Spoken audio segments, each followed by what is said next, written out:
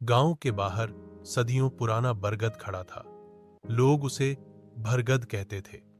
दिन में उसकी छांव में पशु पक्षी आराम करते, लेकिन जैसे ही सूरज ढलता, वहां से अजीब आवाजें आने लगती। पायल की खनक, औरत की धीमी हंसी और कभी कभी सिसकियां।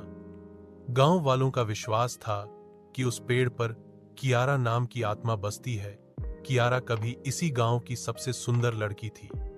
उसकी शादी पूरे गांव की चर्चा थी, लेकिन उसी रात उसका दूल्हा दहेज की लालच में उसे छोड़कर भाग गया।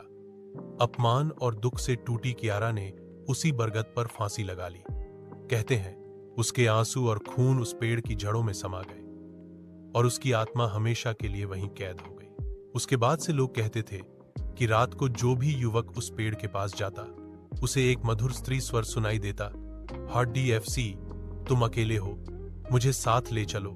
अगर कोई आवाज पर ध्यान देकर मुड़ जाता, तो उसे कियारा दिखाई देती, सफेद साड़ी, खुले बाल और लाल जलती आंखें। उसकी नजर मिलते ही इंसान की जान सूख जाती और अगले दिन उसका निर्जीव शरीर बरगद की जड़ों में पड़ा मिलता।